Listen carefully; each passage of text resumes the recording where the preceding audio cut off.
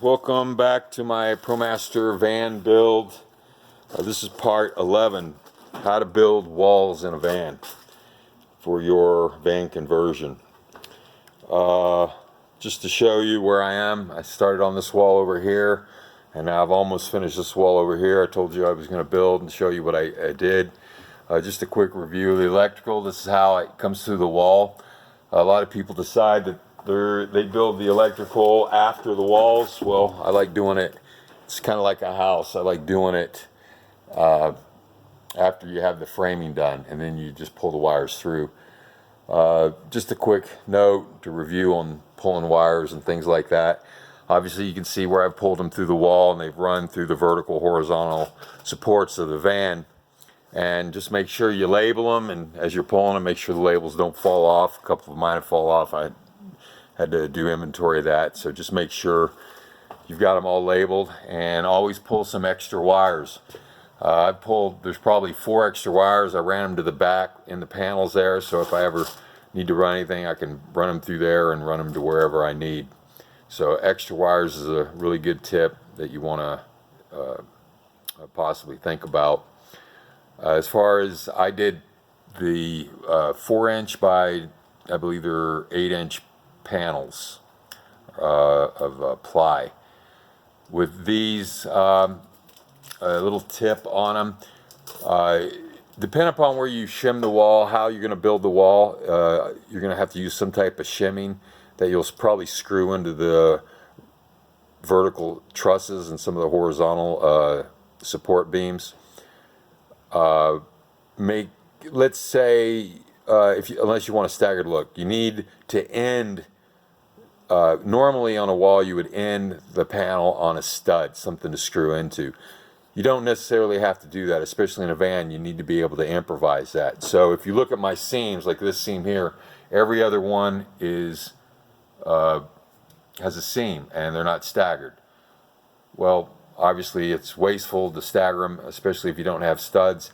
It's very wasteful if you're going to stagger it on each stud. So a little tip you can do is, what you do is when you come up to a point, let's say you have 2 meeting here, but there's no stud to screw into. What you do, so this panel's not here above it, but this one is, slide this back behind it in the cavity and screw that to it. So then it gives you a nice flush end to end, and even though there's no truss there, the truss is what I screw into is down this wall here, so it eliminates a lot of waste and a lot of time. So little tip there for you. And as far as the electrical goes, obviously you can see the GFI right there. That's on its own circuit. And then this here, I was going to put an outlet right up here, but I said, well, I'm going to have a couple over where my wiring is. I probably won't need it, so I just put a junction box. And the outlet that probably be used the most is the one toward the back of the van. So where the bolts are, the bed will sit there, and then underneath I have an electrical outlet and a junction box if I ever want to put an outlet up there. So another tip to the panels: if you're going to do the panels without getting all bogged down in the panels, if you're going to do it like I did, you want to put a full panel above the wheel well. You don't want a really little thin piece here, depending upon how thick these are. If you look down here, you see that bottom one is real thin. Well, that thin piece would be up here, and it'd probably crack or break because these aren't really structural. So what you do is you start with a full panel, and then equal distance on each side. Bring your panels down, and you do the short piece toward the floor, and that saves you a lot of time. Then from here up, you got a full piece, and you go all the way up. As far as the screws and bolts, as you'll see, like right here is a bolt. These were the D supports, or the straps where you'd strap things in.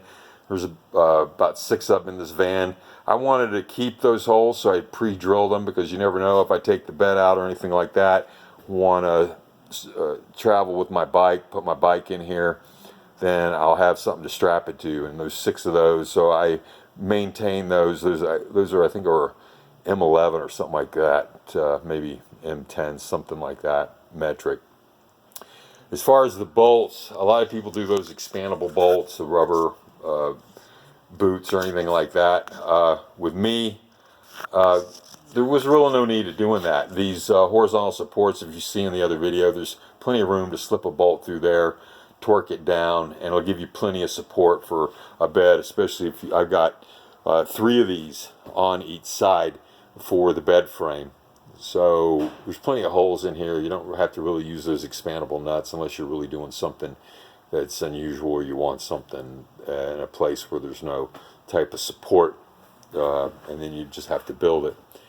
So that's that. Just a review of the insulation on the walls up here. This Reflectix you get at Home Depot.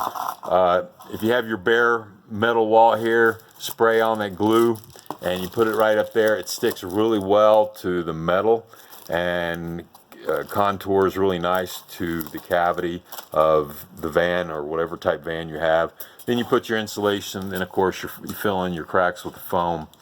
And with me, I did another condensation barrier on the wood here. So you have this, and where this meets down here about every 2 feet, you just get that metal tape and join them. Metal tape does really well sticking to this also, and you just stick it like this and it forms your barrier going all the way up. Eliminate, and the more you can fill that cavity, the better. The more air you can get out of that cavity, the better, to keep condensation out, moisture out, and to reduce it as much as possible. Let me see, the last thing I want to talk to you guys about,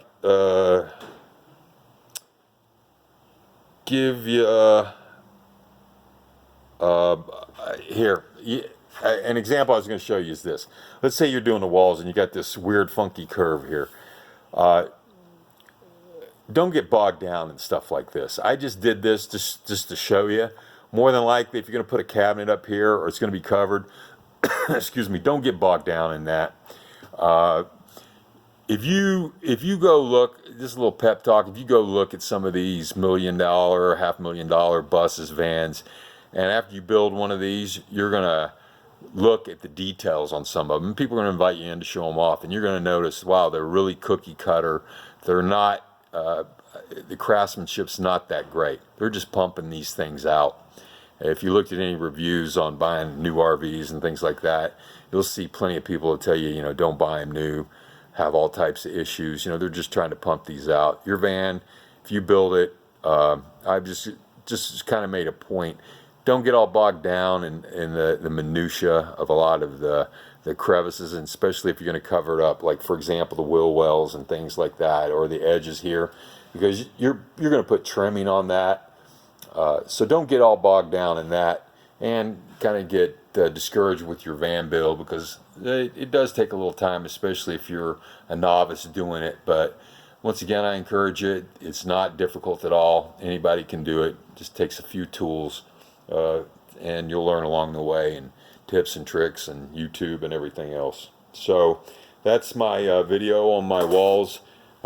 Please subscribe, give me a thumbs up, and stay well, and I'll see you on the next one.